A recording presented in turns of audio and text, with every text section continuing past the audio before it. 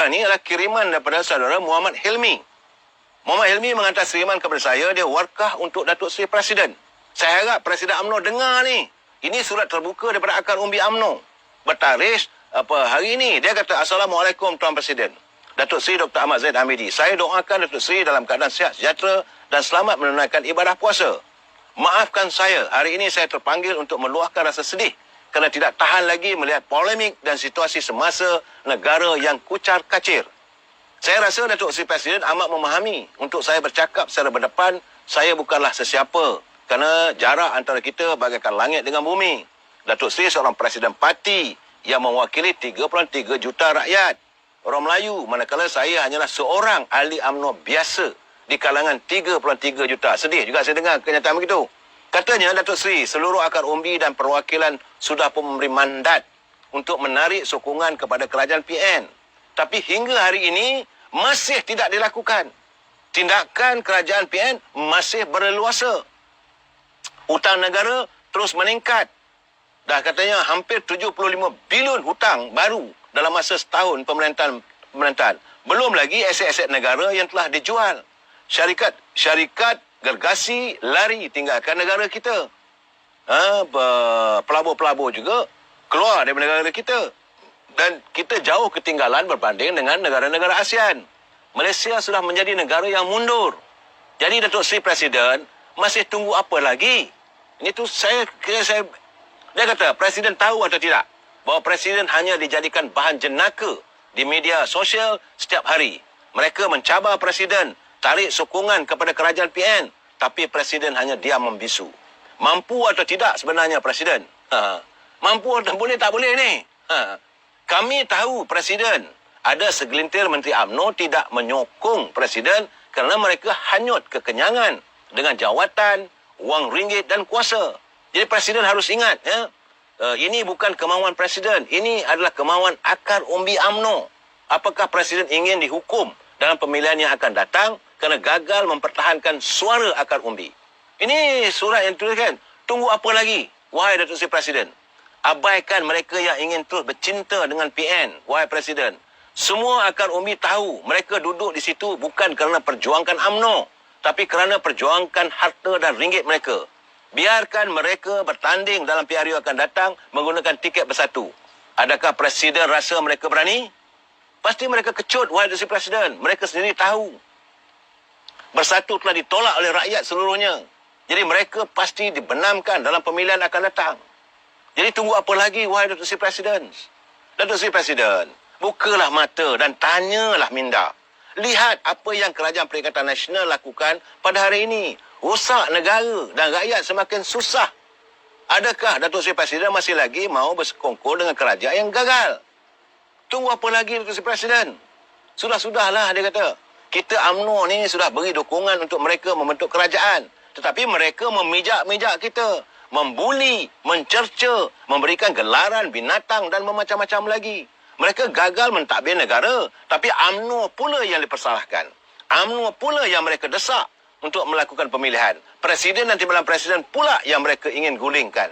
Jadi justru itu, jentera kita sekarang ni sedang kuat dan mantap Presiden.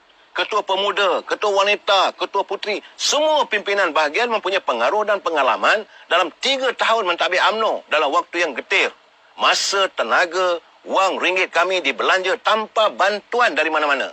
Inilah yang digeruni oleh pemimpin bersatu. Mereka ingin robek-robekkan kekuatan kita. Mereka ingin pecah belahkan UMNO dari dalam dengan melakukan pemilihan. Duit akan ditabur Datuk Seri Presiden. Sebanyak-banyaknya jawatan-jawatan akan dilelong untuk memancing undi. Maka berpecah belahlah UMNO. Mudahlah mereka menunggang UMNO dengan sewenang-wenangnya. Duhai Datuk Seri Presiden. Jadi tunggu apa lagi? Presiden, tidak pernah berlaku dalam sejarah negara ketika bukan rasuhan kaum, tetapi darurat dilaksanakan. Parlimen digantung. Amalan demokrasi dimandulkan.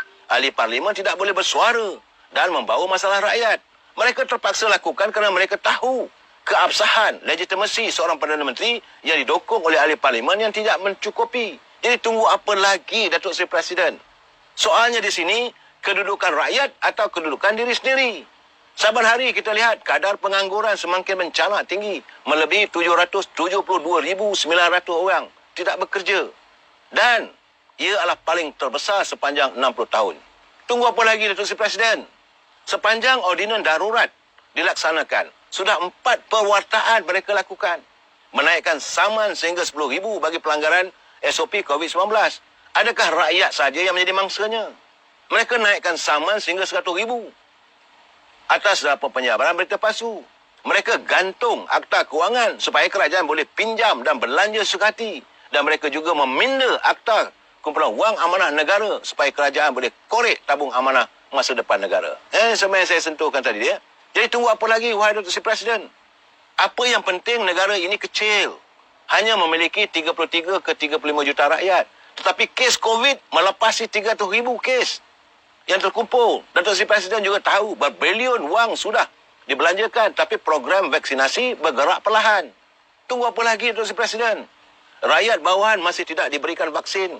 Dan mereka menjadikan alasan itu supaya laporan harian kes meningkat setiap hari. Adakah Datuk Seri Presiden tidak sedar atau buat-buat tak tahu? Dan dalam sejarah negara ini adalah pentadbiran yang lemah. Sepanjang darurat dilaksanakan, terdapat beberapa menteri dan timbalan menteri menjadi model semata-mata. Ada menteri kata, ada menteri kabur, ada juga menteri yang bercuti di New Zealand dan dipertikaikan kerakyatan. Tapi sehingga hari ini mendiamkan diri.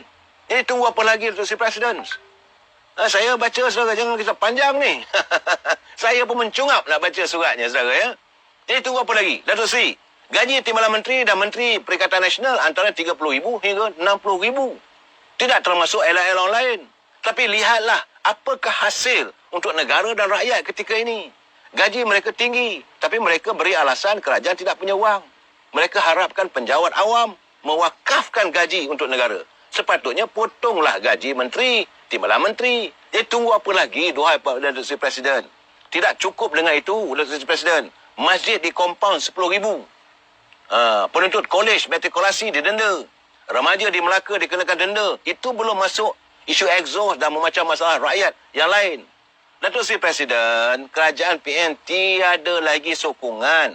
Tapi mereka perlu buat survey kononnya rakyat masih menyokong Perdana Menteri. Apa yang mereka ada hanyalah sokongan berapa kerat ahli parlimen PPBM, PAS dan katak-katak yang dibeli. Jadi tunggu apa lagi, Datuk Seri Presiden? Inilah Malaysia pada hari ini. Jadi apa lagi, Presiden? Mereka buat banyak masalah, tapi pemilihan UMNO yang ditutup oleh mereka.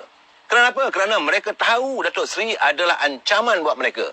Dan jika itu berlaku, ia akan merosakkan UMNO daripada bawah hingga ke pimpinan atasan. Maka Datuk Seri Presiden, tanggungjawab Datuk Seri Presiden, selamatkan Malaysia. Ya, kerja-kerja untuk menyelamatkan negara ini berada di bau Datuk Seri Presiden.